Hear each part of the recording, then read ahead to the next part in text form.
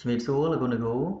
បាទជួបគ្នាជាថ្មីម្ដងទៀតហើយខ្ញុំពិតជារំភើបមែនទែនដែលលោកគ្រូអ្នកគ្រូអាចចូលរៀននៅក្នុងវគ្គគ្រូបឋមឬក៏ប្រព័ន្ធបណ្ដុះបណ្ដាលវិជ្ជាជីវៈបឋមសិក្សាហើយ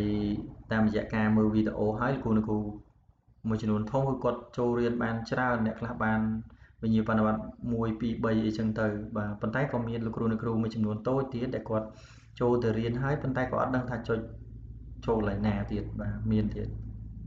បាទអញ្ចឹងវីដេអូនេះនឹងចែកម្លែកតាក់ទងលោកគ្រូដែលគាត់ចូលហើយតែអត់ដឹងទៅរៀនកន្លែងណាអញ្ចឹងមើលវីដេអូនេះចូលរៀនបានដកវិញ្ញាបនបត្របានបាទអញ្ចឹងដំបូងលោកគ្រូដែលចិត្តថាចូលទៅហើយអត់បានរៀនបាទឬក៏រៀនមិនបានបាទចូលរៀនមិនបានអញ្ចឹងលោកគ្រូត្រូវកលេចមកមើលព័ត៌មាន4នេះលោកគ្រូបាទគេដាក់មានទំព័រដើមវគ្គសិក្សារបស់ខ្ញុំវគ្គសិក្សាទាំងអស់លើថ្នាលហើយនឹងវិញ្ញាបនបត្រអញ្ចឹងពេលដែលយើងចុចទំព័រដើមលោកគ្រូនឹងឃើញកន្លែងនេះវាបញ្ជាក់ថាវគ្គកំពុងរៀនចប់បានប៉ុន្មានហើយបានវិញ្ញាបនបត្រប៉ុន្មានបាទអញ្ចឹងដូចខ្ញុំជាក់ស្ដែងគឺវគ្គដែលខ្ញុំកំពុងរៀនហ្នឹងគឺខ្ញុំនៅ4ទៀតដែលខ្ញុំអត់ទាន់បានរៀនចុះឈ្មោះហើយប៉ុន្តែអត់ទាន់បានរៀនហើយខ្ញុំជឿថាលោកគ្រូដែលគាត់ចុះឈ្មោះហើយលោកគ្រូចុចមកទំព័រដើមមកគឺឃើញផ្ទាំងហ្នឹងហើយអញ្ចឹងឃើញផ្ទាំងហ្នឹងលោកគ្រូគាត់តែចុចពាក្យថាបន្តប៉ុន្តែអីដែលជាបញ្ហាពិបាករបស់លោកគ្រូនោះគឺគាត់ចូលទៅហើយតែគាត់ថាគាត់អត់ដឹងពីរបៀបនៃការរៀនណាអញ្ចឹងលោកគ្រូចុចតាមខ្ញុំបន្តិចសិនមកបាទឧទាហរណ៍ទៅលោកគ្រូចង់រៀនវគ្គហ្នឹងអញ្ចឹងពេលលោកគ្រូចូលមកដល់កន្លែងហ្នឹងលោកគ្រូមើលមកខាងឆ្វេងនេះបាទគេមានអាប្រអប់តូចមួយលោកគ្រូប៉ុន្តែអត់ទាន់មានគូថិចទេអញ្ចឹងលោកគ្រូប៉ះកន្លែងហ្នឹងមកលោកគ្រូបាទប៉ះតែប៉ុណ្្នឹងវាអត់មានថិចទេ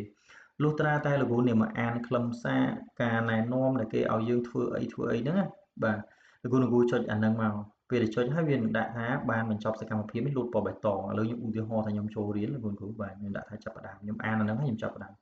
បន្តមកទៀតនេះវាមានសំណួររបស់គេអញ្ចឹងលោកគ្រូត្រូវទៅមកធ្វើសំណួរទាំងអស់ដែលមានអញ្ចឹងពេលដែលលោកគ្រូធ្វើអស់គូថិចឲ្យអស់គឺលោកគ្រូនឹងត្រូវចុចពាក្យថាទៅមុខអញ្ចឹងចុចទៅមុខទៅលោកគ្រូបាទចុចតអស់ទៅហើយនៅពេលដែលលោកគ្រូទៅមុខបញ្ចប់បានជោគជ័យហើយអាកន្លែងនេះវានឹងលោតពណ៌បៃតងឬក៏គូថិចឲ្យលោកគ្រូបាទពេលថិចបានរៀនចប់ហើយអញ្ចឹងវានឹងលោតវគ្គថ្មីមួយទៀតជូនលោកគ្រូរៀនបន្តបាទអញ្ចឹងធ្វើតាមលំដាប់លំដោយរហូតដល់ចប់ទៅលោកគ្រូបាទអញ្ចឹងមានប៉ុណ្ណឹងលោកគ្រូបាទមួយទៀតលោកគ្រូកលេចទៅមើលវគ្គសិក្សាទាំងអស់វិញវគ្គសិក្សាទាំងអស់មានន័យថាអញ្ចឹងលោកគ្រូមានន័យថាអាហ្នឹងគឺជាវគ្គទាំងអស់ដែលលោកគ្រូបានចុះឈ្មោះចូលរៀនឬក៏មិនបានអញ្ចឹងបើសិនជាលោកគ្រូអត់ទាន់បានចុះឈ្មោះចូលរៀនទេអាផ្ទាំងកន្លែងនេះផ្ទាំងខាងក្រោមនេះវានឹងលោតដាក់ថាចុះឈ្មោះចូលរៀន